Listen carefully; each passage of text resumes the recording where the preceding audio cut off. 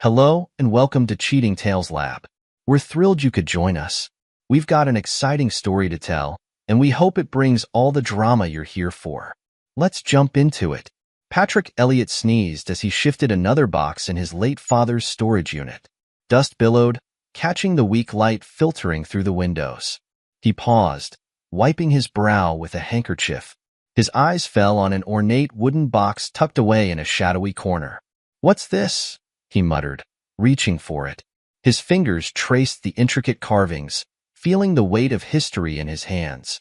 The latch clicked open with surprising ease. Inside, a single document lay neatly folded. Patrick's brow furrowed as he unfolded it, squinting in the dim light. His eyes widened, then narrowed as he read. What the hell? It was a will. His will, with his signature clear as day at the bottom. The document declared he'd been dead for 3 months, leaving everything to his wife Christine and a man named Lorenzo McCullough. Patrick's mind raced. How did his signature get there? Who was Lorenzo McCullough? And Christine? His stomach churned at the implications. With shaking hands, he pulled out his phone and carefully photographed the forged will. He replaced it in the box, positioning it exactly as he'd found it. As he locked up the storage unit, his heart pounded so loudly he was sure anyone passing by would hear it. The drive home was a blur. Patrick's knuckles were white on the steering wheel, his thoughts a chaotic whirlwind. He pulled into the driveway of their suburban home, its perfectly manicured lawn and cheerful flower beds now seeming like a mockery. He found Christine in the kitchen, chopping vegetables for dinner. The harsh fluorescent lights glinted off the knife in her hand. She looked up, a smile on her face that didn't quite reach her eyes.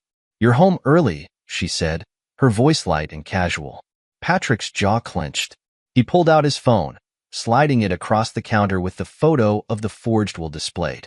"Care to explain this, Christine?" Her eyes widened for a moment before narrowing. She set down the knife, a smirk playing at the corners of her mouth. "It's easier if you don't fight, Patrick. You'll regret everything if you do." "Who's Lorenzo McCullough?" Patrick demanded, his voice low and controlled despite the rage building inside him. Christine's smirk grew. "That's none of your concern." "None of my concern?" Patrick's voice rose. "My name is on a forged will leaving everything I own to you and this man I've never heard of. How is that not my concern?" Christine's demeanor shifted, her hostility becoming more apparent. "Drop it, Patrick. You have no idea what you're getting into." "No, I don't," Patrick agreed, his tone icy. "So why don't you enlighten me?" Christine's eyes flashed dangerously. "You want to play this game? Fine. How about I enlighten your department head about your affair with that graduate student last year?" Patrick's blood ran cold. "What are you talking about?" "Oh, don't play dumb," Christine sneered. "I have emails, hotel receipts. It would be such a shame if your perfect reputation was tarnished. I wonder how quickly they'd fire you." Patrick's mind raced. There was no affair, no graduate student, but he realized with growing horror how easily Christine could fabricate evidence, how she could twist innocent interactions into something sinister. "You're bluffing," he said, but uncertainty crept into his voice. Christine's smile was predatory. "Are you willing to bet your career on that?" The full weight of her betrayal hit Patrick like a physical blow. This wasn't just about money or a forged will. This was about control, about dismantling his entire life. "Why?" he asked, his voice barely above a whisper. Christine shrugged, picking up the knife again. "Because I can. Because you're boring, Patrick. Predictable. I want more, and Lorenzo can give me that." "You won't get away with this," Patrick said. Christine's laugh was cold and mirthless. "I already have. This is your final warning, Patrick. Back off, or I'll destroy everything you've worked for." She stormed out of the kitchen, leaving Patrick alone with the weight of her threats hanging in the air. For a moment, he stood there, stunned. Then, survival instinct kicked in. He knew he couldn't stay in this house, not with Christine, not when she held so many unknown cards. Moving quietly but quickly, Patrick went to their bedroom. He packed a bag with essentials, clothes, toiletries, his passport. In his study, he gathered critical documents, birth certificate, social security card, bank statements. He downloaded financial records and emails from their shared computer, copying them onto a flash drive. As he worked, he called his friend and lawyer, Theodore Myers. The call went to voicemail. "Ted, it's Patrick. I need your help. It's urgent. Call me as soon as you get this." He kept the message vague, aware that Christine might access his phone records. Patrick paused in the study, a thought occurring to him.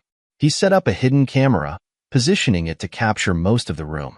If Christine or this Lorenzo character came snooping, he'd have evidence. He heard the shower start upstairs. It was now or never. Patrick slipped out of the house, tossing his packed bag into the trunk of his car. As he pulled out of the driveway, he caught a glimpse of Christine in the upstairs window, wrapped in a towel, her face twisted in fury. He drove, no clear destination in mind, just the burning need to put distance between himself and the life he thought he knew. His mind whirled with plans, with questions, with the beginnings of a strategy to fight back. As the familiar streets of his neighborhood faded in the rearview mirror, Patrick felt a determination settle over him.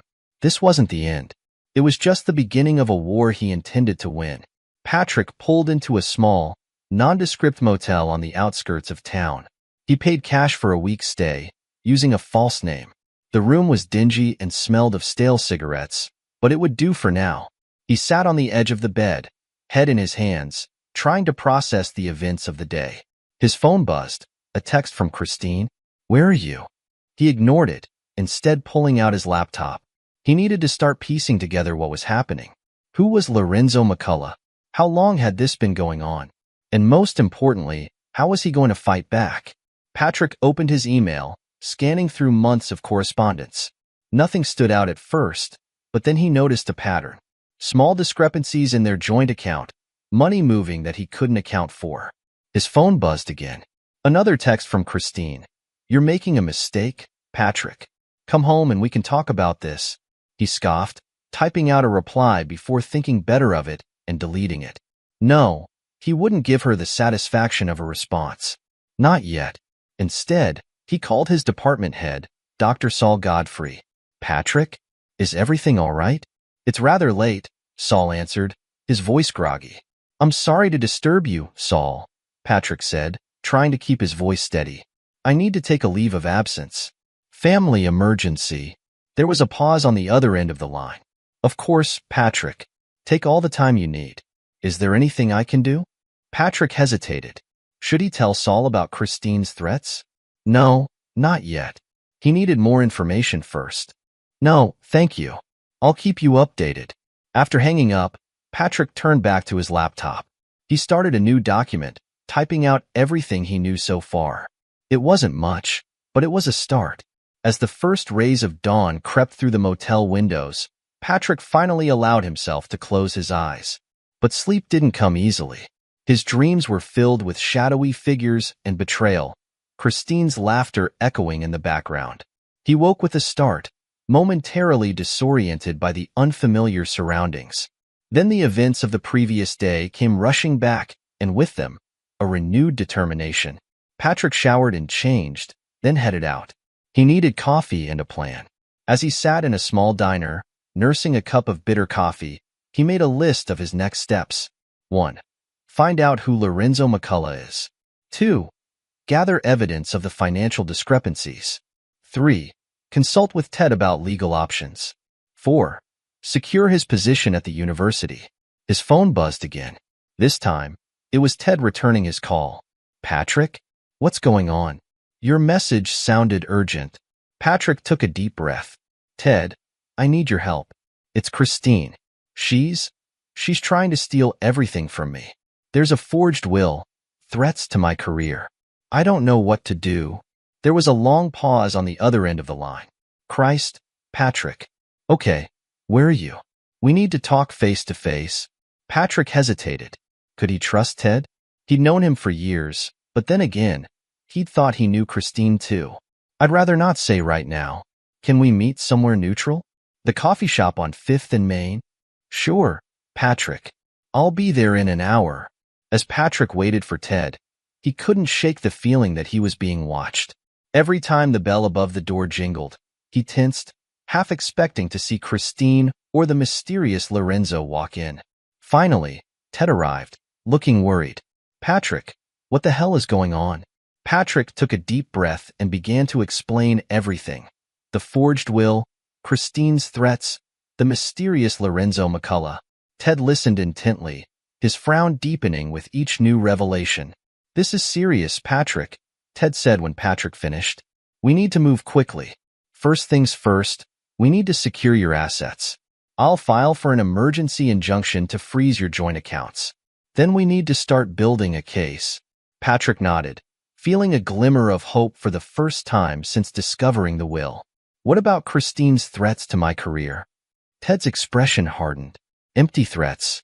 We'll deal with them if she actually tries anything. For now, focus on gathering evidence. Document everything. And Patrick, be careful. If Christine is capable of this, there's no telling what else she might do." As they parted ways, Patrick felt a mix of emotions: fear, anger, determination. But most of all, he felt a fierce resolve. Christine and Lorenzo had picked the wrong man to mess with. He would fight back, and he would win. Patrick Elliott pulled into the parking lot of a rundown motel on the outskirts of town. The neon sign flickered weakly, half its letters burned out. He paid cash for a week's stay, using a false name. The room smelled of stale cigarettes and desperation, but it would do. He sat on the edge of the bed, laptop balanced on his knees. Time to start digging. Who the hell was Lorenzo McCullough? A quick search turned up more than Patrick expected. Lorenzo McCullough, charismatic real estate developer. Handsome bastard, too, with a smile that probably made middle-aged housewives swoon. Patrick's jaw clenched as he scrolled through articles and press releases. But there was something off about McCullough's success. Properties that seemed to materialize out of thin air. Deals that closed suspiciously fast. Patrick dug deeper, his archaeologist's instinct for uncovering buried secrets kicking in. It took hours of sifting through public records and newspaper archives, but a pattern emerged. Lorenzo had a type: wealthy women, usually married. He'd sweep in, charm them, and somehow end up with their money. The women were left broke and humiliated. "Son of a bitch," Patrick muttered. He pulled up his own bank records next. There it was, a series of large transfers from their joint account to a company he didn't recognize. A quick search confirmed his suspicion. It was one of Lorenzo's shell companies. Patrick's hands shook with rage as he opened his email. He had to know how deep this went. How long had Christine been betraying him? The answer made him sick. Months of correspondence between Christine and Lorenzo, hidden in a secret folder. They discussed their plan in nauseating detail: how to manipulate Patrick, how to siphon off his money, how to leave him with nothing. Patrick slammed the laptop shut, while rising in his throat. He'd been a fool, blind to what was happening right under his nose. But no more. He was going to fight back, and he was going to win. He reached for his phone, dialing Theodore Myers. "Ted? It's Patrick. We need to talk. I've found something." Across town, Christine paced in Lorenzo's sleek downtown apartment. "He's gone." Packed a bag and disappeared. Lorenzo lounged on the leather sofa, looking unconcerned. "Relax, darling. Where's he going to go?" Christine glared at him. "You don't know Patrick. He's not as stupid as you think." Lorenzo's eyes narrowed. "Watch your tone. Remember who got you out of that boring life?" Christine bit back a retort. She'd made her choice, for better or worse. "We need to move faster. Before he figures out what's really going on." Lorenzo stood, pulling her close. "Don't worry your pretty little head. I've dealt with his type before. By the time he realizes what's happening, it'll be too late." Patrick met Ted at a quiet coffee shop the next morning. The lawyer listened in growing disbelief as Patrick laid out what he discovered. "Jesus, Patrick, this is bigger than I thought. We need to build an airtight case." Patrick nodded. "I'm not stopping until I take them both down. What's our next move?" Ted leaned in. "We need more allies. People who can vouch for your character, protect your interests. Who can we trust?" Patrick thought for a moment. "Dr. Saul Godfrey, my department head. He's always had my back. And there's a former student of mine, Trevor Joseph. He's a private investigator now." Ted nodded approvingly. "Good. I'll start building the legal case. You reach out to them. And Patrick, be careful. These people are dangerous. Patrick's next stop was the university. He found Dr. Godfrey in his office, surrounded by stacks of papers and ancient artifacts. Patrick, come in, come in. How's that family emergency? Patrick closed the door behind him. Saul, I need your help. It's worse than I thought. He laid out the situation. The forged will, Christine's betrayal, Lorenzo's scheme. Saul listened in stunned silence. My God, Patrick, what can I do? I need you to protect my position here. Christine's threatened to ruin my career with false accusations. I can't lose everything I've worked for. Saul's face hardened. Not on my watch. You're one of our best, Patrick. I'll make sure the board knows it. Take whatever time you need to sort this out. Relief washed over Patrick. Thank you, Saul. I won't forget this. His next call was to Trevor Joseph. The young man answered on the second ring. Professor Elliot? This is unexpected. Trevor, I have a job for you. It's complicated, and it's personal. Are you interested? There was a pause on the other end of the line. For you, Professor? Absolutely. What do you need? Patrick explained the situation. Trevor let out a low whistle. That's one hell of a mess, Professor. But don't worry. I'm on it. I'll start digging into Lorenzo's background, see what skeletons I can find. With his team assembled, Patrick felt a surge of hope.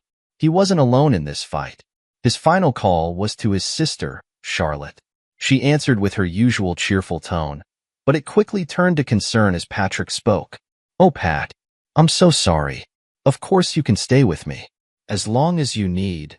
Patrick's voice caught. Thanks, Char. I don't know what I'd do without you. That evening, they gathered at Charlotte's house. Patrick, Ted, Saul, Trevor, and Charlotte. The dining room table was covered in papers, laptops open to various documents. Ted took charge. All right, let's build this case. Trevor, what have you found on Lorenzo? Trevor grinned. Oh, you're going to love this. Our boy Lorenzo has quite the history. I've uncovered at least 3 other cases of him seducing wealthy women and swindling them. He's good at covering his tracks, but not good enough.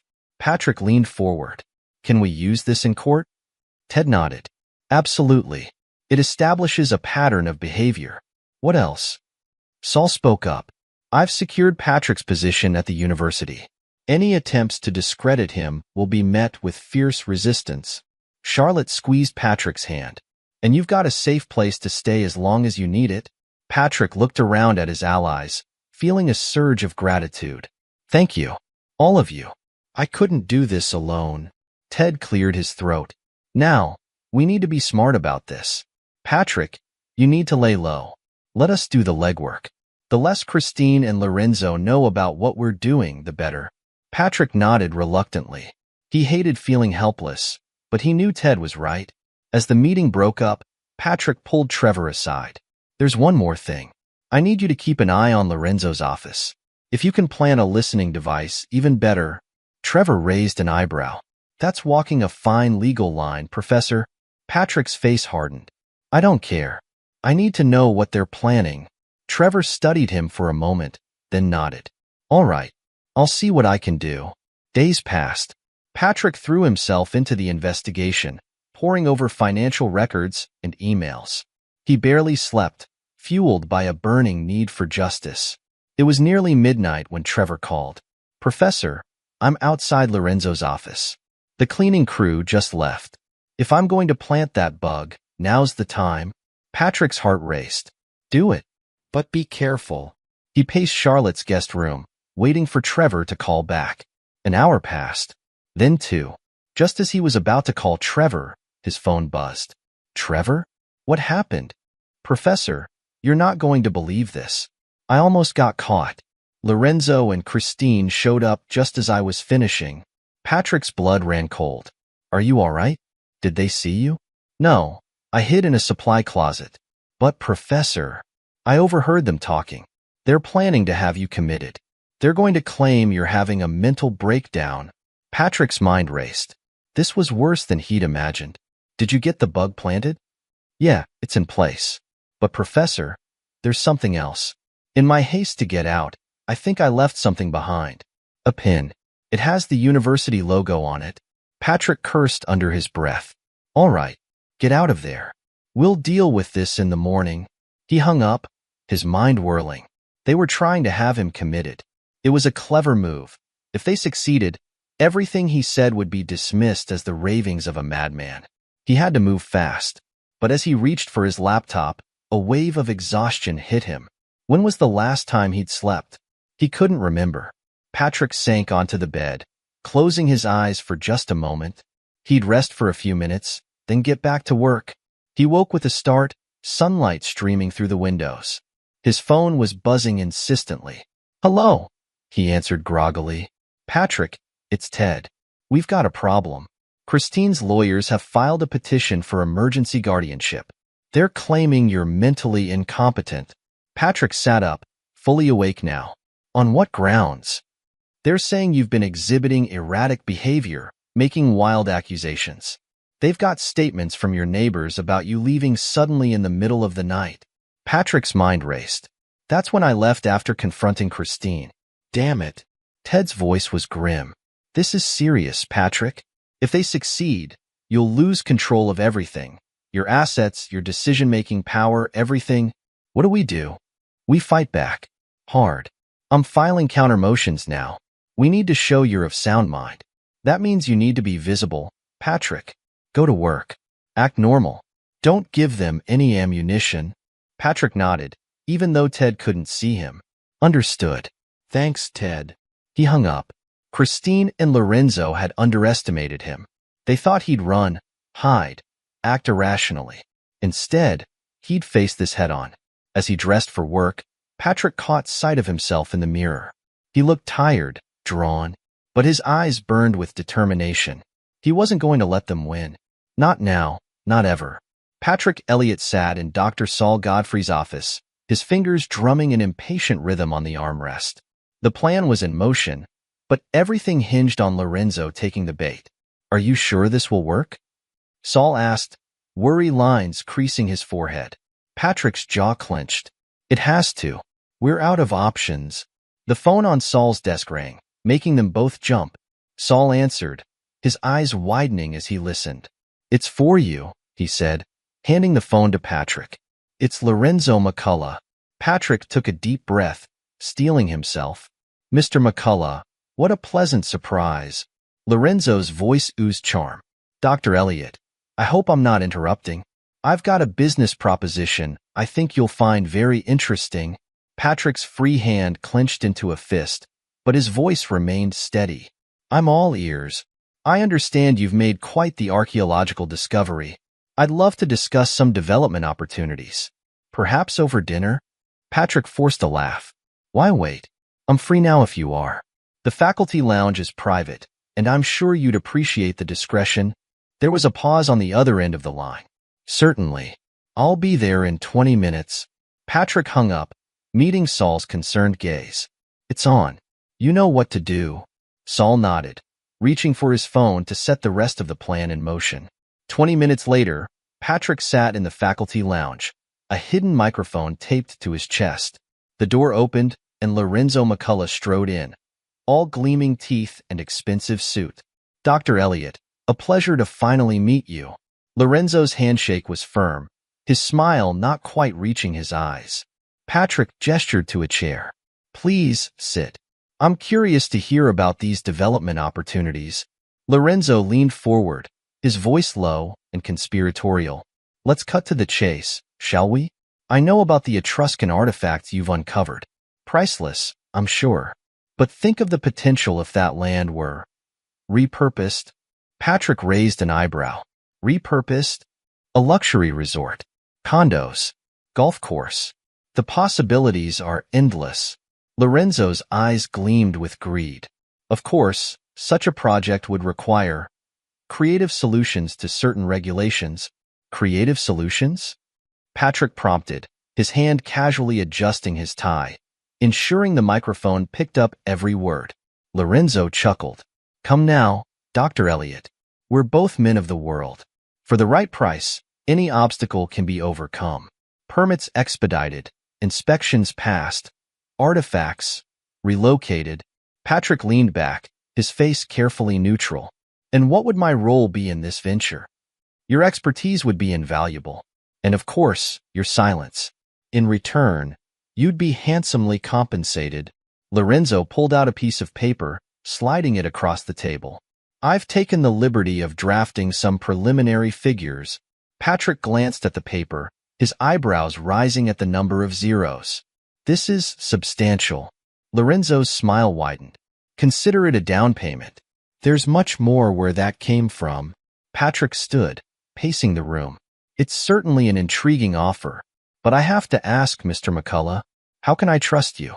After all, I've heard some unsavory rumors about your business practices. Lorenzo's smile faltered for a moment before returning full force. Rumors are just that, Dr. Elliot. Jealous competitors spreading lies. I assure you, my business dealings are entirely above board. Patrick turned, facing Lorenzo. Really? So if I were to look into your past projects, I wouldn't find any irregularities? No swindled investors? No mysteriously vanishing funds? The color drained from Lorenzo's face. What are you implying?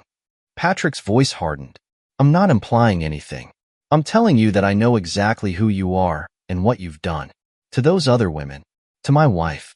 To me. Lorenzo stood abruptly, his charm evaporating. You have no proof. Patrick smiled coldly. Don't I? This entire conversation has been recorded, Lorenzo. Your offer to bribe me, your admission of planning to violate regulations. And that's just the tip of the iceberg. Lorenzo lunged forward, grabbing Patrick by the shirt. You son of a bitch. I'll destroy you. The door burst open. Ted Myers walked in, followed by 2 police officers. Lorenzo McCullough, you're under arrest for attempted bribery, conspiracy to commit fraud, and a host of other charges will be adding as we dig deeper. As the officers handcuffed Lorenzo, Patrick straightened his shirt. Oh, and Lorenzo? You might want to call your lawyer. I have a feeling you're going to need one. Lorenzo snarled as he was led away. This isn't over, Elliot. Patrick watched him go, a satisfaction settling over him. One down, one to go. The next morning, Patrick stood in the police station, watching through a two-way mirror as detectives interviewed Christine. She sat ramrod straight, her face a mask of indignation. This is ridiculous, she snapped. I don't know anything about forged wills or embezzlement. The detective slid a folder across the table. Then perhaps you can explain these emails between you and Mr. McCullough, or these bank transfers. Christine's composure cracked. I want my lawyer. Patrick turned to Ted, who stood beside him. What now? Ted's smile was predatory. Now, we go for the jugular. I've filed for an emergency divorce and asset freeze. Dr. Godfrey is prepared to make a statement to the board, backing you completely. And Trevor's evidence on Lorenzo's past crimes is damning. Patrick nodded, a weight lifting from his shoulders. Let's finish this. The next few days were a whirlwind. Patrick presented the forged will and financial records to the police, watching as the case against Christine and Lorenzo grew stronger by the hour. Trevor Joseph's investigation had uncovered a trail of victims across 3 states, each with a similar story of seduction and betrayal. Dr. Godfrey stood before the university board, his voice ringing with conviction. Dr. Elliot is not only innocent of any wrongdoing, but he has been the victim of a vicious conspiracy. This university stands behind him completely. Christine and Lorenzo's attempts to fight back crumbled under the weight of evidence. Their lawyers looked increasingly desperate as each new piece of information came to light. Finally, the day of the trial arrived. Patrick straightened his tie as he prepared to take the stand. Ted gave his shoulder a reassuring squeeze. You've got this, Patrick. Just tell the truth. Patrick nodded, stepping up to the witness stand. As he was sworn in, he caught sight of Christine and Lorenzo, both looking pale and defeated. Dr. Elliot, the prosecutor began. Please tell the court how you discovered the forged will. Patrick took a deep breath and began his story. He spoke of finding the will in his father's storage unit, of confronting Christine, of the threats and manipulation. He detailed the investigation, the evidence they'd uncovered, the elaborate trap they'd set for Lorenzo. As he spoke, Patrick could see the jury's expressions changing from skepticism to outrage. Christine's lawyer attempted to paint Patrick as unstable, but his calm, measured responses undermined their efforts. Dr. Elliot, Christine's lawyer sneered, "Isn't it true that you've been under immense stress lately? That you've been acting erratically?" Patrick's gaze was steady. "The only stress I've been under is that caused by discovering my wife's betrayal and the plot to steal everything I've worked for. My actions have been those of a man fighting to uncover the truth and protect himself from those who would destroy him." The lawyer faltered, unable to shake Patrick's composure. As the trial progressed, the prosecution's case seemed insurmountable. Bank records, emails, recorded conversations, the evidence piled up, painting a damning picture of Christine and Lorenzo's scheme. Then came the moment that sealed their fate. Lorenzo, seeing the writing on the wall, turned on Christine. "It was all her idea," he shouted, pointing at Christine. "She came to me, said she was tired of her boring husband, wanted more excitement, more money. She's the one who forged the will." Christine's face contorted with rage. "You lying bastard. You're the one who seduced me, who came up with this whole plan."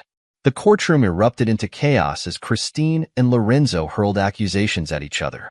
The judge's gavel banged repeatedly, calling for order. In the end, the jury's deliberation was brief.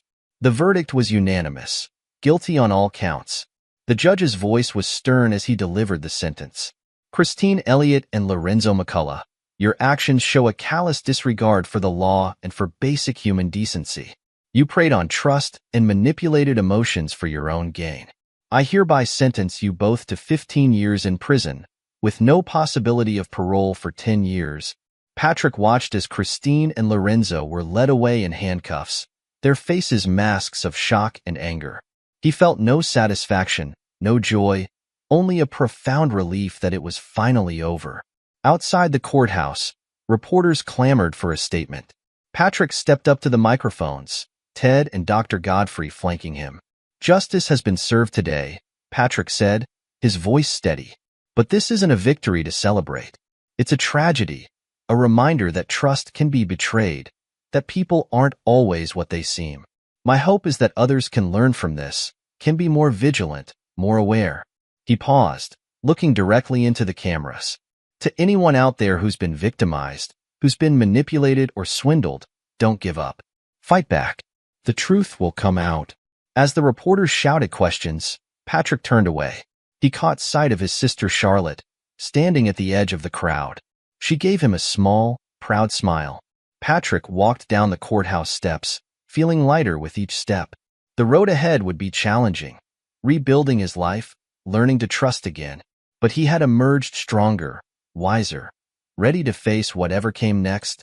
As he reached the bottom of the steps, Patrick took a deep breath of the crisp autumn air. For the first time in months, he felt hope, not just for himself, but for all those who had been victimized by Christine and Lorenzo. Their reign of deception was over. Patrick turned to Ted and Dr. Godfrey. "Thank you, both of you. I couldn't have done this without you." Ted clapped him on the shoulder. "You did all the hard work, Patrick. We just provided the backup." Dr. Godfrey nodded in agreement. "The university is lucky to have you, Patrick. Take some time off, decompress. Your position will be waiting for you when you're ready." Patrick smiled, genuinely this time. "I appreciate that, Saul, but I think what I need now is to get back to work. To normalcy." As they walked away from the courthouse, Patrick's phone buzzed. It was a text from Trevor. "Drinks to celebrate? First round's on me." Patrick chuckled, typing back a quick reply. "Sounds perfect. Meet you in an hour." He pocketed his phone, looking up at the sky. The sun was breaking through the clouds, casting a warm glow over the city. It felt like a sign, a promise of brighter days ahead. Patrick Elliott had faced betrayal, fought back against seemingly insurmountable odds, and emerged victorious. He had reclaimed his life, exposed the truth, and ensured justice was served. The road ahead would be challenging, but Patrick knew he was ready. He had emerged from this ordeal stronger, wiser, and more determined than ever. As he walked toward his car, Patrick allowed himself a small smile. The future was uncertain, but for the first time in months, He was looking forward to it. This is where our story comes to an end. Share your thoughts in the comment section. Thanks for your time. If you enjoy the story, please subscribe to this channel. Click on the video you see on the screen, and I will see you there.